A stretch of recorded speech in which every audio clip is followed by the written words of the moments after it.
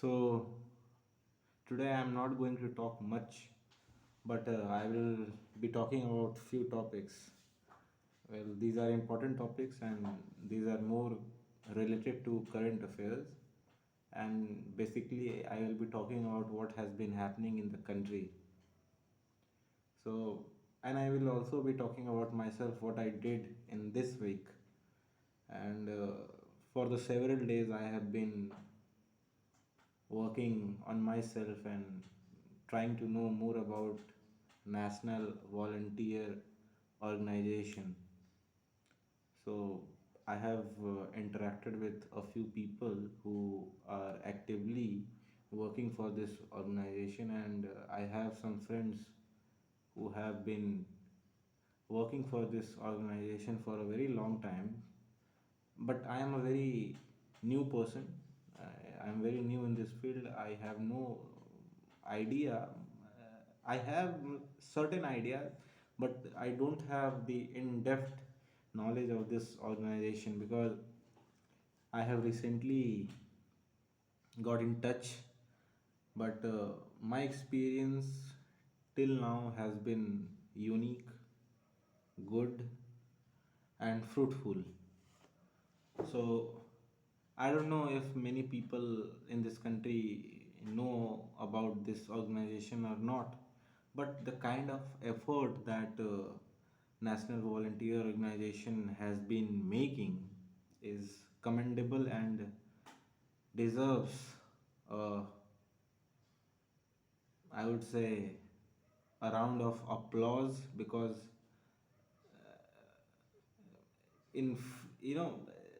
this is the era of commerce.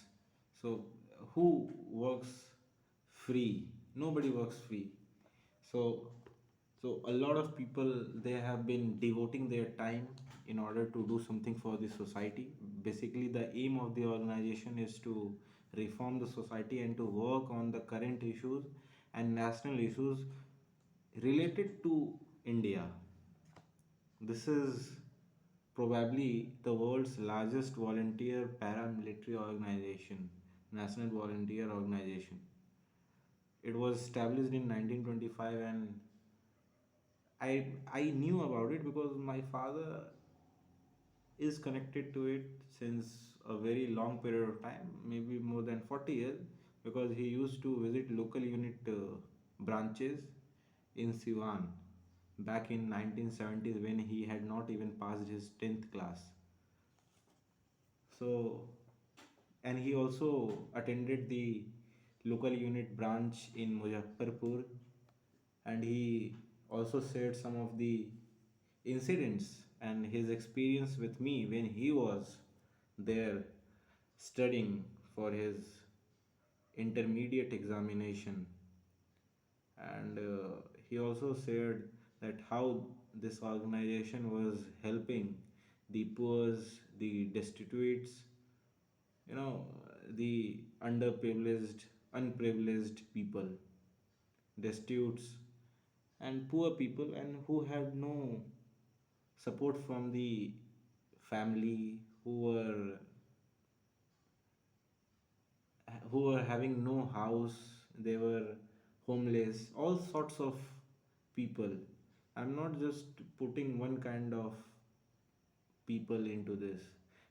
They worked for everybody without even discriminating anybody on the basis of caste, creed, religion. But the overall objective of this organization is to promote the idea of the Hindutva, which was propounded by Mr. Hedgewar. The basic aim of this organization's work is to promote the idea of Hinduism and to bring reforms in Hindu society. Because what Raja Ram Mohan Roy did was in itself was a one of a kind act. So I believe RSS is also doing the same work which Raja Ram Mohan Roy had done. But Raja Ram Mohan Roy was alone.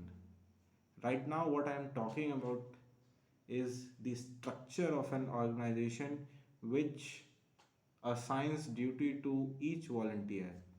I mean, there are more than 35 organizations which are directly connected to this organization, and this organization is the parent organization. And this organization supervises the work of other organizations, and other organizations too have certain autonomy in their working. But when it comes to the top authority, RSS is the highest authority. And within RSS, there is a hierarchy. And this hierarchy has been made on the basis of the experience of an individual and also on the basis of time that he wants to devote to the organization. There are people who works without charging any money. There are people who work for the betterment of the society. They also provide insights to the people, because mostly at the top of the organization, who are these people who have been taking decisions and passing the resolution? I mean, when I read about this organization, I was a kind of surprised, because I got to know about that this organization too have a constitution of itself, and they have a certain procedure to pass a resolution. And what is more astonishing about it is that it is more democratic. I mean, there could not be any autocratic order passed. So the volunteers take part in the participation of the choosing of the head. So it is not as if that the head will be from a family or there will be a dynasty. No, there is no such procedure, no such option available. If I am eligible, if I am capable, if I am having those qualities to lead the organization, I will definitely be elected, depending upon how much efforts and what kind of aura do I have. If it is good, surely I'll be given a chance. And today I realize that why the political parties, apart from BJP, are different, and why BJP is leading today in India. The main reason behind the BJP's success is the cadre, that they have a cadre. There is no such structure where anybody can be promoted all of a sudden from the lowest level to the highest level. There is no such option. If somebody has to reach to the top, one has to work itself and has to put efforts and has to do certain jobs, and for a very long period of time they will have to prove themselves that they are committed. Commitment to the organization is the pillar of this organization which I am talking about, RSS. Because commitment is something which binds you, which gives birth to a feeling and emotion that I am not hoping for anything from this organization. I am just doing a selfless service to the society, to the nation. My interest comes at last, it does not come at the first go. So, this sense of devotion and dedication make this organization completely different from any other organization working in this country or in any corner of the world. There have been allegations, but these are baseless allegations, because when you have certain ideas based on hearsay, I believe those things will lead to a kind of vague idea formation. And I believe that if someone makes a point about an organization without knowing it in and out, I think that is more a hearsay perception. And perceptions are baseless, they are foundationless. Most of the time we find that perceptions are based on foundationless grounds.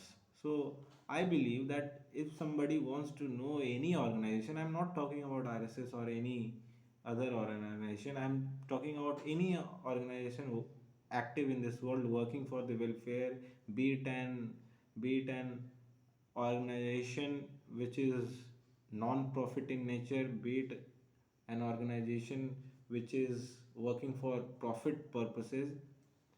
First, we need to go into the structure of that organization and to find out whether there is an element of discipline and dedication and devotion in that or not.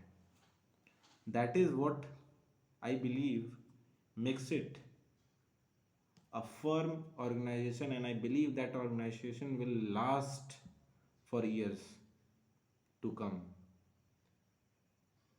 I can be making allegations on anybody, even on Congress party. I can make an allegation that Congress party do not provide help to the poor. But is it not too hasty to make a statement? I mean, if I have not seen the working of the volunteers of Congress party, how can I make such a statement? I mean, will I not be doing injustice with myself that I'll be prejudicial with them?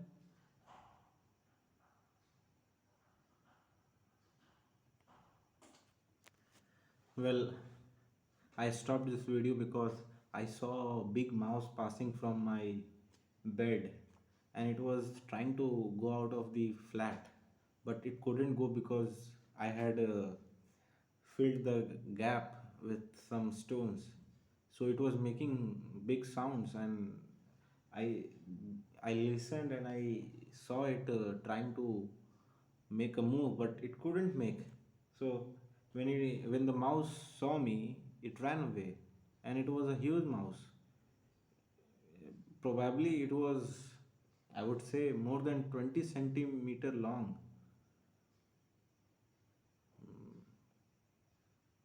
Quite surprising, I would say. So, okay, let me come back to the topic.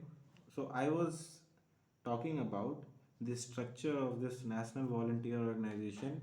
So, when it comes to the hierarchy, so there is this is not an organization which is based on some, you know, educational qualification. This is based on uh, what kind of service one can render. So when it comes to hierarchy, it is more like a work based hierarchy. So the structure is like that there is the supreme person who is called the president, and then there is general secretary who makes all the executive orders, and he is more like a prime minister. He is more like a prime minister. And then there are assistant general secretaries who assist the general secretary in the working and in taking decisions.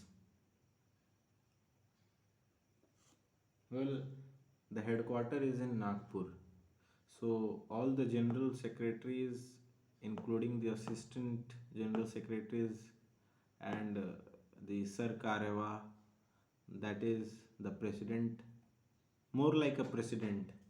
He is the face of the organization, and every order is taken in the name of that person. Right now it is Mohan Bhagwat. He was a full timer and he was a preacher.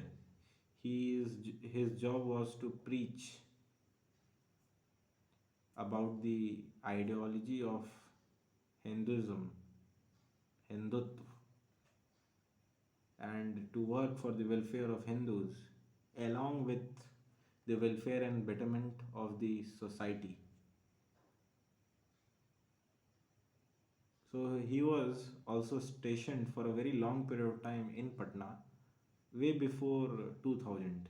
I don't know the exact date and the year, but I know this very well that he was here for a very substantive period of time. So, and I'm damn sure this organization will definitely do wonders in days to come, because the kind of effort the organization is making is unprecedented.